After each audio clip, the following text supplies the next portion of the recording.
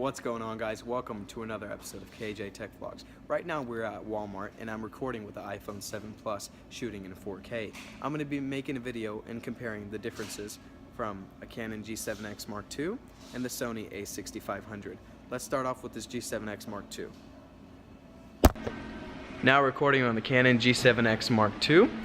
I'm pretty sure you can see a difference in audio quality, image capture, etc. This is slightly more zoomed in, so yeah, I like this. I like small point and shoots like this because they're smaller, they're easier to carry, lightweight, something versus like the A6500. I have a Manfrotto Pixie Evo, so that adds more weight as it is. Then the whole body, the lens, this one you cannot detach a lens from.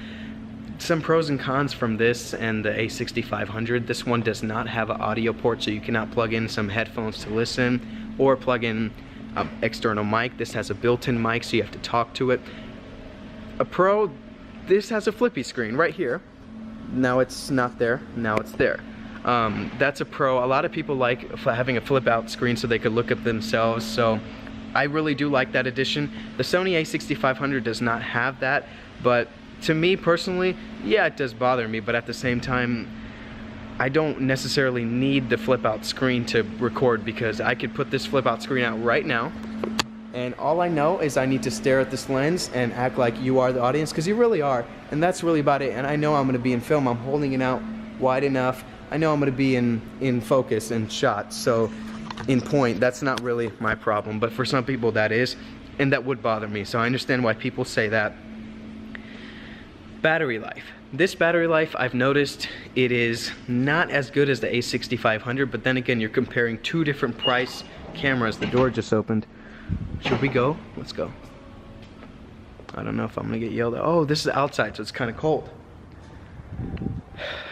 Differences, the Sony the Sony is known to have amazing autofocus. It shoots in 4K. It does not shoot in 4K. Specs will be in the description below, so there's a lot of pros and cons. But for example, did you all know Tanner Fox uses this camera, G7X Mark II?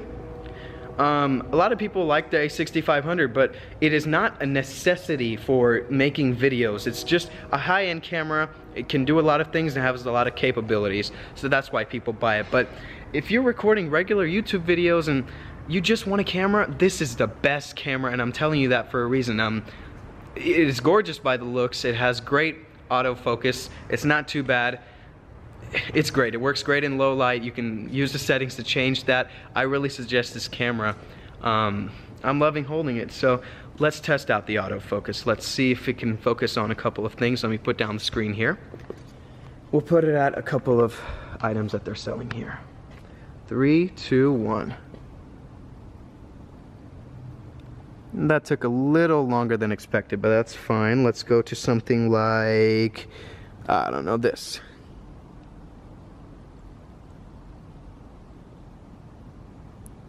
I don't know, something like this. Actually, that's pretty big, so it's gonna focus. It's bigger than normal, but let's see if it focuses on words like this.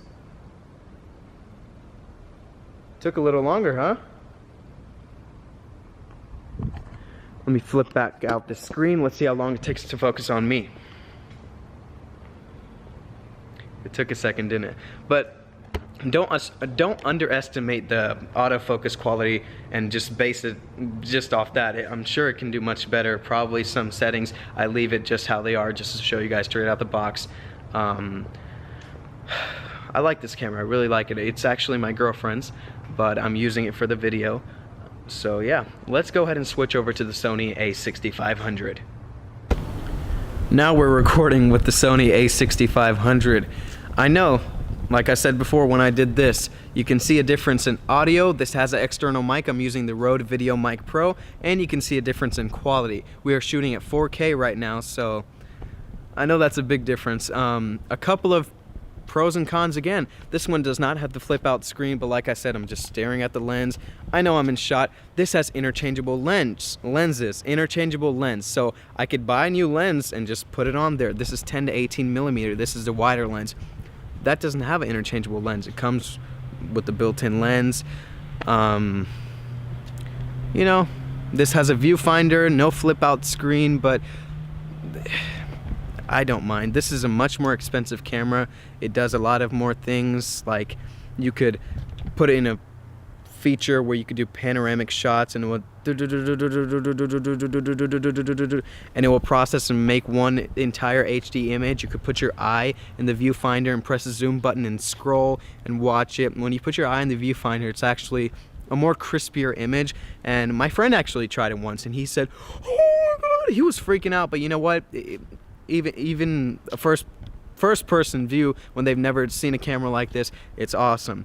This is better than the A6300 because of the grip right here. It has a grip next to the in front of it, really. It's a nicer grip, it's more comfortable, and I like how they did that. Only thing I don't like is if you know people are going to purchase this camera and you know YouTube is very popular, why don't you put a flip out screen just to include it? I guarantee X amount of people would have bought it more if you added a flip out screen. You know what I mean? I don't understand why you wouldn't do that.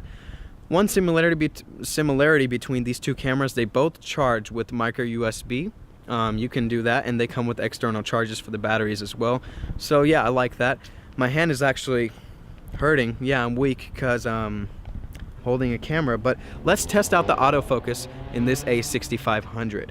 We're in the flower department, so jalapeno hot pepper. Okay, let's see how the autofocus is, okay? Wow, you saw how quick that was? Wow, that was almost instant. Oh my gosh. Let's do something like this. Something like this. Wow, that is crazy. What about small letters now? Wow. You see what I mean? There's a difference in price for a reason. This is a amazing camera, but at the same time, I'm not saying the G7X is not. This is a beast. Let's keep it that way. What about really small letters? Had a problem there, didn't it? I saw that. What about here? Wow. And let's go back to my face and see how quick it autofocuses on my face. Obviously, I won't be able to see until I'm editing this, so let's do it. Pretty sure it's autofocused by now. So yeah, that was my quick little inside Walmart comparison between the Canon G7X Mark II and the Sony A6500. If you liked the video and thought it was informative, leave a like if you've made it this far.